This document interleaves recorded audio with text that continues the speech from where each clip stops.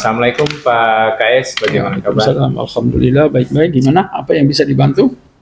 Baik, Pak KS, kami ada keperluan wawancara ini terkait dengan program pendidikan guru penggerak angkatan 7. Sehubungan wawancara ini mohon kesediaan Bapak untuk meluangkan waktunya. Kami akan melakukan wawancara terkait dengan pola pengambilan kebijakan di sekolah. Ada beberapa pertanyaan tentunya akan kami sampaikan, mohon dijawab apa adanya sesuai dengan kondisi yang ada ya. Kondisi yang ada, pengalaman Bapak ketika menjalankan fungsi kepemimpinan di sekolah ini. Gimana? Terima kasih ini Pak KS atas kesempatan yang diberikan kepada kami, dan mohon maaf sebelumnya sudah mengganggu kesibukan Bapak. Selama ini bagaimana Bapak dapat mengidentifikasi kasus-kasus yang merupakan dilema etika ataupun bujukan moral? Makasih. Jadi sebelumnya dua kasus ini kelihatannya sangat mirip-mirip. Yang pertama itu kasus yang dilema etika, itu di mana kita diperhadapkan dengan sebuah persoalan yang kedua-duanya benar. Salah satu contohnya misalnya ada guru yang minta izin untuk melaksanakan tugas dinas. Di satu sisi itu adalah tugas negara, tapi di sisi lain dia meninggalkan siswa. Olehnya itu ini perlu pertimbangan dan perlu bagaimana triknya. Kemudian kasus yang lain tentang bujukan moral, misalnya kalau terjadi di SMA 4 ini salah satunya adalah misalnya penerimaan siswa baru. Kuotanya kita itu sudah penuh, tetapi kita masih punya ruangan yang besar untuk masih bisa untuk kita menampung. Di satu sisi misalnya siswanya itu dekat dengan SMA 4 untuk menjangkau sekolah-sekolah lain itu cukup jauh yang terdekat dengan SMA 4. Di sisi lain kita dihadapkan bahwa aturannya harus batasan itu. Nah, itulah salah satu contoh mungkin yang kedua-duanya punya contoh yang sama. Jadi apalagi yang berhubungan dengan bujukan moral ini adalah kita benar atau salah. Saja. Baik, Pak KS, selama ini bagaimana Bapak menjalankan pengambilan keputusan di sekolah, terutama untuk kasus-kasus di mana ada dua kepentingan yang sama-sama benar atau sama-sama mengandung nilai kebajikan? Untuk dua kasus-kasus yang seperti ini, misalnya seperti tadi sama-sama benar, maka saya harus sampaikan kepada mereka kepentingan seperti yang saya katakan tadi, kepentingan siswa tetap harus diutamakan. Olehnya itu strateginya bagaimana, mungkin saja carikan lewat MGMP, lewat apa, tetapi kedua-duanya ini harus bisa dia jalan. Hingga kepentingan-kepentingan itu tidak ada yang dikorbankan, karena tujuan kita pertama adalah mendisiplinkan siswa itu sendiri. Jadi dengan kata lain bahwa proses pembelajaran itu harus tetap berjalan walaupun orang yang lain itu meninggalkan itu. Walaupun gurunya meninggalkan sehingga tugas dinasnya tetap jalan, tetapi tugas dalam pelayanan siswa itu tetap jalan juga. Dua-duanya benar ini. Mungkin Pak KS, ini tadi saya menangkap untuk salah satu tekniknya adalah untuk koordinasi dengan MGMP.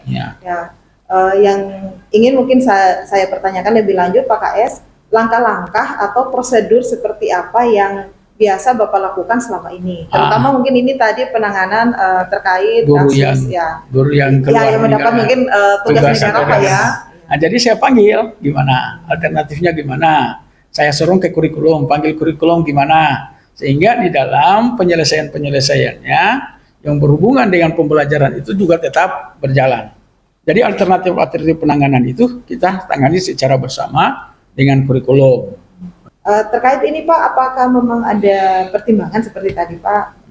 Apakah ada batasan berapa kali guru itu meninggalkan pelajaran atau meninggalkan tugasnya untuk mengikuti kegiatan lain, atau seperti apa Pak? Atau mungkin ada prosedurnya, dicek dulu daftar kegiatannya selama ini yang memang sudah diikuti, atau seperti apa Pak? Intinya juga ada persentase jelas, tidak bisa juga selamanya bahwa karena itu adalah tugas negara terus kita berikan sebuah kelonggaran, karena tugas utama adalah bagaimana mengajarnya, bagaimana melayani anak. Itu olehnya itu juga mungkin perlu ada batasan-batasan yang harus kita berikan. Berapa persen kira-kira itu bisa kita luaskan atau tidak? Karena itu prinsipnya selalu kalau ada hal-hal yang seperti ini selalu memang ada tanda tangan bahwa boleh tidak, itu adalah kewenangan dari kepala sekolah. Oh, iya. Tapi mungkin yang pastinya Bapak selalu mendukung Pak ya? Nah, mendukung untuk, semua, untuk apalagi peningkatan prestasi guru. Nah, karena saya harapkan mereka juga ini kembali bisa menularkan kepada teman-teman yang lain. Ya. Itu yang kita harapkan. Oh, iya. Baik, Pak KS, barangkali masih terkait dengan langkah dan prosedur pengambilan keputusan. Selanjutnya, hal-hal apa saja yang selama ini Bapak anggap efektif dalam pengambilan keputusan pada kasus-kasus dilema etika seperti itu? Ya, jadi kasus-kasus yang seperti tadi, kita bisa dapat jawaban-jawaban, tidak merugikan sesuatu siswa misalnya, itu juga sangat efektif. Kasus lain saya kira juga mungkin masih banyak yang tentunya di dalam pengambilan keputusan ini perlu pertimbangan. Olehnya itu saya kira sebetulnya saya sangat berharapkan ada saran-saran dari teman-teman yang saya perlu didiskusikan kemana, sehingga ini perlu penanganan tujuan daripada pembelajaran itu tetap berjalan dengan sebaik mungkin. Ya. Jadi pada intinya di sini kata kunci dianggap efektif apabila proses belajar mengajar masih tetap berjalan dan kebijakan juga untuk bisa menjalankan tugas pemerintah ini dalam kaitannya melepaskan guru untuk di luar tanggung jawab dia sebagai pengajar di ruang kelas itu tetap bisa berjalan. Tetapi satu kata kunci, kualitas jangan disepelekan. Baik. Oh, Nah, iya. itu ya, itu kata kuncinya. Oh, ya. Baik Pak KS, ini menarik sekali Pak. Ya, ini tadi tentang bagaimana efektifnya. Kemudian Pak KS, hal-hal apa saja yang selama ini merupakan tantangan dalam pengambilan keputusan pada kasus-kasus dilema etika? Ya, mungkin tadi Bapak sudah mengangkat kasus terkait dilema antara mengizinkan guru apakah meninggalkan pelajaran atau mengikuti kegiatan untuk pengembangan diri atau mungkin ada undangan-undangan di luar. Kira-kira apa nih Pak Kadang-kadang tantangannya adalah juga mungkin ada perasaan yang biasa namanya juga manusia. Yang kadang-kadang ada tekanan dari teman-teman, tekanan dari atasan, itu juga kadang-kadang ini harus tunggu dulu. Ini yang menjadi persoalan, kadang-kadang menjadi dilema yang selalu menjadi pertentangan-pertentangan yang harus kita selalu kita diskusikan, dan itu bagaimana kita memanage ini saja sebetulnya prinsipnya. Oh ya, oke. Berarti Pak memang ini ya, karena ini dilema, berarti memang Bapak selalu memutuskan intinya adalah untuk kepentingan siswa di nomor satu. Jadi yang di nomor satu kan adalah pelayanan kita terhadap siswa, karena kita ini user kita itu adalah siswa, tidak boleh kemana yang mana yang lain. Kepentingan yang lain silakan jalan, tetapi kepentingan siswa harus menjadi utama, menjadi prioritas. Iya, baik. Apakah Bapak memiliki semacam penjadwalan tertentu dalam sebuah penyelesaian kasus, terutama dilema etika, Pak? Misalnya, kalau ada kasus dilema etika yang Bapak hadapi, ada buat jadwal tertentu untuk bisa menyelesaikannya, atau langsung menyelesaikan di tempat? Prinsipnya kalau ada hal-hal yang sifatnya sangat mendesak, ini tidak boleh ditunda. Oh ya, berarti Jadi bisa tinggal kita panggil konferensi kasusnya gimana, bagaimana kita lihat, bagaimana cara langkah-langkahnya, harus segera, tidak boleh ditunda. Karena juga permintaan-permintaan itu harus lebih cepat diselesaikan. Kenapa harus lebih cepat? Tetap sebetulnya kapanpun itu penyelesaian sebuah kasus tidak bisa menunggu terlalu lama, kan pada akhirnya juga tetap kita selesaikan. Ya. Olehnya itu kalau bisa cepat, kenapa harus menunggu? Betul. Tetapi satu juga kata kunci harus bagaimana dipertimbangkan secara matang. Olehnya itu juga kalau perlu saran dari teman-teman silakan, tidak ada masalah. Jadi kita saya selalu minta pendapat-pendapat, sehingga dari pendapat-pendapat itu menjadi dasar-dasar pertimbangan saya di mana kira-kira yang harus kita lakukan. Iya. Jadi terkait waktu tidak ada ini masa tidak yang ada. harus seperti Tidak apa perlu ada prosedurnya, penjadwalan. tapi ada prioritas tadi kalau saya boleh menegaskan bahwa Bapak memprioritaskan untuk penyelesaian masalah ini sesegera mungkin dengan mempertimbangkan pendapat dari pihak-pihak yang terkait dalam permasalahan. Ya. Semua stakeholder yang ada yang kira-kira berhubungan dengan kasus-kasus itu boleh saja kita mintai.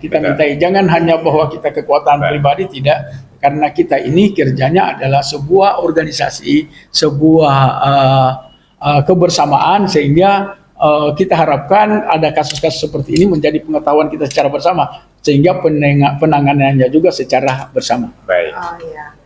Oke. Baik Pak KS, adakah mungkin seseorang atau faktor-faktor apa yang selama ini mempermudah atau membantu Bapak dalam pengambilan keputusan dalam kasus-kasus dilema etika yang sering Bapak hadapi? Saya kira ini sangat penting. Jadi beberapa kasus ini, misalnya saya konsultasi dengan kurikulum, saya konsultasi dengan humas kalau berhubungan dengan masyarakat, saya konsultasi dengan sarana prasarana kalau berhubungan dengan sarana. Di samping itu, kadang-kadang saya harus konsultasi dengan pimpinan atasan saya, misalnya, kalau itu dibutuhkan. Apalagi berhubungan dengan kebijakan-kebijakan yang sangat prinsip. Nah, itu juga mungkin seperti keputusan yang berhubungan dengan bujukan moral, penerimaan siswa baru. Nah, itu bukan hanya tetapi saya harus diskusikan dengan pimpinan, karena itu berhubungan dengan aturan kebijakan yang ada, sehingga semuanya bagaimana bisa kita lakukan, benar atau salah. Itu dari semua hal yang telah disampaikan, hasil bincang-bincang singkat dalam sesi wawancara ini, kemudian mungkin juga pembelajaran apa yang Bapak petik, termasuk pengalaman Bapak dalam mengambil keputusan dilema etika. Ada nilai-nilai apa yang Bapak sudah bisa, selama ini saya pernah mengambil keputusan seperti ini, ada pembelajaran di sana. Oke, saya kira apa yang telah kita lakukan, setiap hal yang kita itu adalah bagian dari pembelajaran. Tentunya di dalam setiap langkah yang mungkin telah kita lakukan, kadang benar, mungkin juga tidak sepenuhnya menjadi sebuah paripurna. Sehingga pengalaman-pengalaman di dalam pengambilan keputusan itu kita evaluasi kembali, kira-kira bagaimana. Ada refleksi dari misalnya seperti tadi, misalnya pemberian guru. Oh, ternyata selama ini saya terlalu bebaskan. Oh, mungkin saya perlu batasi dengan karena terlalu dibebaskan akhirnya terbengkalai kelasnya. Makanya ini mungkin saya perlu kasih waktu penetapan waktunya berapa persen. Berapa persen di dalam itu, sehingga tugas dia sebagai gurunya itu tetap dia lakukan, sehingga dia harus memilih kegiatan mana yang kau harus ikuti. Ini atau tidak. Harus prioritas kegiatan. Itu saya kira sebuah langkah-langkah yang tidak boleh tidak. Kita sebagai pimpinan kita tetap evaluasi langkah-langkah apa yang telah kita lakukan selama ini. Ini karena ini kita menuju semua kepada perbaikan-perbaikan di dalam pelaksanaan manajemen dalam setiap sekolah ini. Itu saya kira. Dengan kata lain bahwa pengambilan keputusan itu dievaluasi, direfleksikan, kemudian dilihat kembali mana yang sudah berjalan sesuai dengan harapan dan ada rencana-rencana tindak lanjut dengan berdasarkan ini, berarti ada rencana perubahan. Saya kira bukan ada rencana perubahan. Kalau itu sebuah hal yang bagus, mungkin saja kita teruskan. Kalau mungkin ada hal yang kurang, itu kita perlu evaluasi di mana kurangnya. Betul. Sehingga ke depan setiap langkah-langkah yang kita lakukan itu ada sebuah perbaikan, intinya bahwa tidak merugikan semua pihak. Dan kepentingan siswa itu tadi yang berhubungan, karena kita ini manajemennya adalah di lingkungan sekolah, itu menjadi sebuah hal yang niscaya tidak boleh tidak menjadi sebuah keniscayaan untuk prioritas utama. Itu saya kira demikian. Terima kasih. Terima kasih banyak. Terima kasih. Terima kasih banyak Pak KS. Selamat.